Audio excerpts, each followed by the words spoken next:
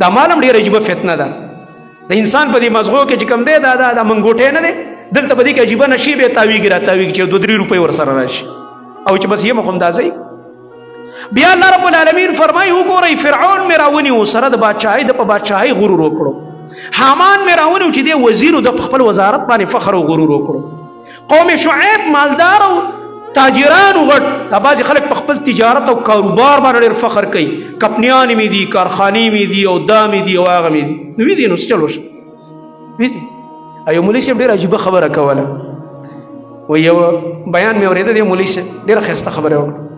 ویل یاره یو مالداره سړی وایي ما ته چې زما دومره ډېرې ځمکې دي چې سار راوځم او دا پټو ته ګورم دا داسې هغه ځای پورې وایي چکر پې وایي وواما ما ورته ویل چې تا پې پیسې ورکړي ځان دې پې ستړی کړی دی زه چې راوځم زه ورته مفت داسې وګورم داسې پې تېر شم نو تا ورته وکتل ما ورته وکتل څه چل وشو خبره پوهېږې د هوښیارو خلکو بل شان خبرې زه یې داسې حیران کړم په دې خبره ما ورته ویل څه چل وشو خو ځمکه ده په ځای پرته ده او تا پې لا ځان ستړی کړی دی او پیسې به دې پې ورکړي او څومره او زه یې په مفتو کې داسې وګورم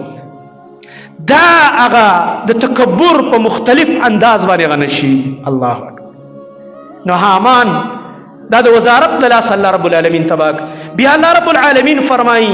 دا څومره قومونه چې ما تباه کړه د څه د وجې نه وایي ولقد جاءهم موسی بالبینات فاستکبروا فی الارض موسی علیه السلام ورته دلایل بیان کړه دوی تکبر وکړلو په ځمکه کې لویوالی وکړلو تکبر دی ته وایي زما محترم ورونو چې یو کس تا ته حقه خبره کوي او ته هغه کس او د هغه خبرې ته سپک وګورې والعیاذ بالله خبره حقه ده او ته یې نه منې بیا الله رب العالمین ورپسې آیت کې فرمایي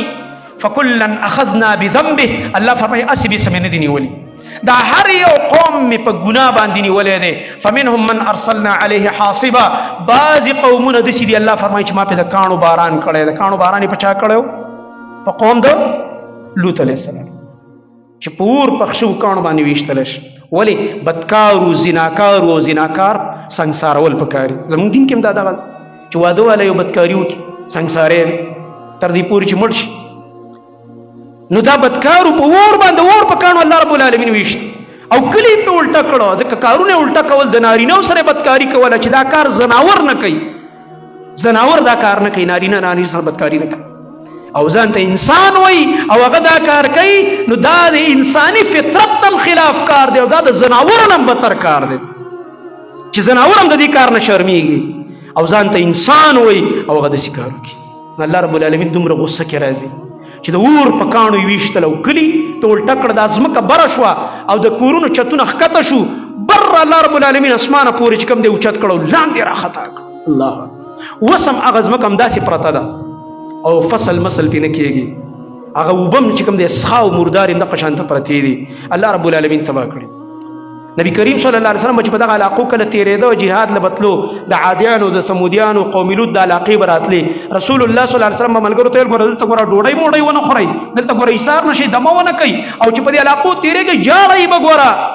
جاړئ به په دې علاقو باندې چې تېرېږئ چې ګوره د الله رب العالمین عذاب په دې علاقو راغلی داسې ځینو ته به چکر وله نه ځي چې خاندي هلته ویډیوګانې کوي بیا پکې خاندي که د عبرت دپاره ورځي خو ورشه خو د خندا او د پکنیک لپاره به نه ورځي عبرت دپاره ورتلی شي قرآن کې الله بار بار وګرځوي په دې زما عذابونو علاقو باندې او عبرت دې والی